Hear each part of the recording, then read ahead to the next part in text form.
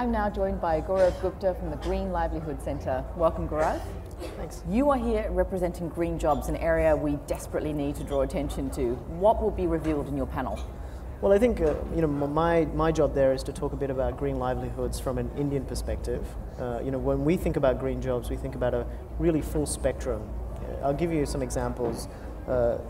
Women in rural sectors in India spend around 30 billion hours a year essentially collecting up biomass for their energy needs. Now, we have a terrific opportunity in thinking through how to do this sustainably, how to bring biomass energy to the rural sectors, where these women can actually get engaged not in unpaid work where they're picking up wooden sticks and instead making biomass pellets that are much cleaner to burn, that actually frees up their labor time a lot more, and they can actually get paid for. So when we think about green jobs from an Indian perspective, we go right down to that level because there's estimates that there's 900,000 jobs in the country just in that alone.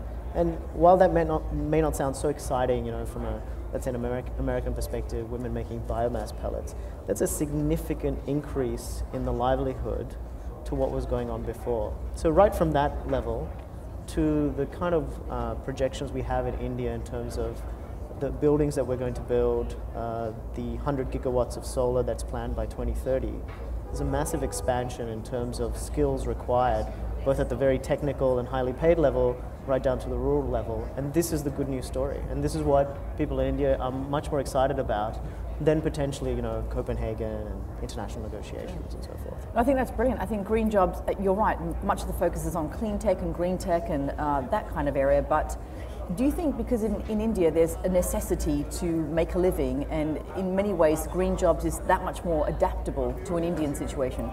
I think you're right. There's another factor to this, which is in India there is a lot of labor substitution for capital, not the other way. So it's not always about high tech. We often throw more people at the problem than necessarily machinery, and that means that there is a lot of opportunity for large-scale jobs, and especially decentralized jobs. Because the infrastructure is not in place, it seems almost that for the next 10 or 100 years, the trend will be that if you're building a building, then that building needs to capture its own water, it needs to capture a lot of its own energy and so forth.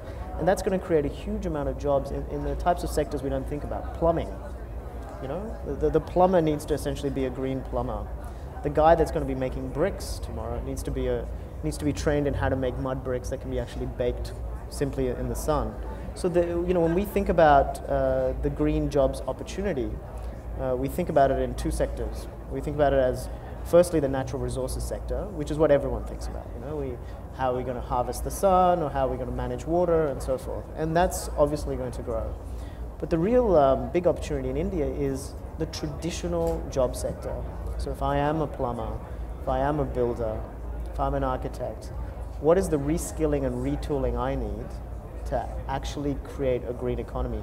And we have huge potential there because it's a growing economy and it's a very young workforce. So the real opportunity to have people in their actual work do the kind of things that we've been talking about very theoretically. Do you think the developed world can learn a lot from India? I think there's a very interesting, the kind of learning that comes out of India is that it's not always about technology. We've seen that both behavior change and people often, I think, mistakenly call it culture, but I think, there's just lifestyles that are led in India which are not any, lower in terms of, what's the word for it, livelihoods as such, but they're just a lot more sustainable, and I think one of the issues that people feel about the dialogue between India and maybe the developed nations is that a lot of that stuff is not on the table. Vegetarianism is not on the table for discussion. Consumption is not on the table for discussion. All the types of discussions happen at the, are you going to take a big solar power plant from me, or am I going to sell you an electric car? And I think what India can show is that there are a lot of things which we can turn around in terms of climate change just like that. But actually they're about how you live your daily life. I think there's a lot of learning there. I wholeheartedly agree. Wonderful. Well, Gaurav, thank you so much for your time and enjoy the rest of the summit. Pleasure. Thanks.